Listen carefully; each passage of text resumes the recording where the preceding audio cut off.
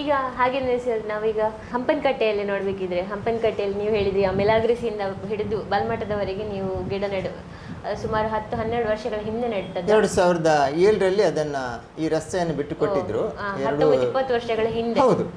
ಅರಣ್ಯ ಇಲಾಖೆಯವರು ದೊಡ್ಡ ಒಂದು ಬೆನ್ನೆಲುಬಾಗಿ ನನಗೆ ನಿಂತಿದ್ರು. ಅವರ ಸಹಾಯ ಸಹಕಾರದಿಂದ ನಾನು ಅದನ್ನು 2007ರಲ್ಲಿ ಬಲ್ಮಠ ಹಂಪನಕಟ್ಟ ಜ್ಯೋತಿ ಎರಡೂ ಬದಿಗಳಿಗೂ ಕೂಡ ಸಾಲ್ ಮರವನ್ನು ನೆಟ್ಟಿದ್ದು.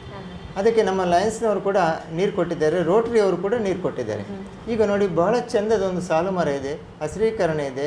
ಇಲ್ಲಿ ವಾಯುವಿನ ಏನು ಸಮಸ್ಯೆ ಉಂಟು, ಮಾಲಿನ್ಯ, ಅದರ ಒಂದು ಪರಿಣಾಮ ಕೂಡ ಅದರಲ್ಲಿ ಕಂಡು ಬರ್ತಾವೆ. ಎಷ್ಟು ಗಿಡಗಳನ್ನು ನೆಟ್ಟಿದ್ದೀರಿ ಆಗ? 280 ಗಿಡಗಳು ಈಗ ಅಲ್ಲಿ ಉಳಿದಿದೆ. ನಾವು ಗಿಡ ನೆಡ್ತೇವೆ, ಹೌದು, ಇದು ಬರೀ ನಮ್ಮಿಂದ ಮಾಡುವ ಮಾತ್ರ ಪ್ರಯತ್ನ ಸಾಕಾಗುವಂಥದ್ದಲ್ಲ. ಖಂಡಿತ ಇಲ್ಲ. ಅದರಲ್ಲಿ ಆಚೆ ಈಚೆ ಇರುವಂತಹ ಬಿಲ್ಡಿಂಗ್ಗಳಾಗಿರ್ಬೋದು, ಅಂಗಡಿಗಳಾಗಿರ್ಬೋದು, ಅವರದ್ದು ಏನಾದರೂ ಉಪಕಾರ ಇದೆಯಾ ಸರ್? ನಮ್ಮಂಥವ್ರು ಒಂದು ಗಿಡ ನೆಡಬೇಕಿದ್ರೆ ಅಥವಾ ಫಾರೆಸ್ಟ್ನವರು ಒಂದು ಗಿಡ ನೆಡಬೇಕಿದ್ರೆ ಅದು ಸಾರ್ವಜನಿಕರು ಅದನ್ನು ಪ್ರೀತಿ ಮಾಡಬೇಕು, ಅದನ್ನು ಗೌರವಿಸಬೇಕು.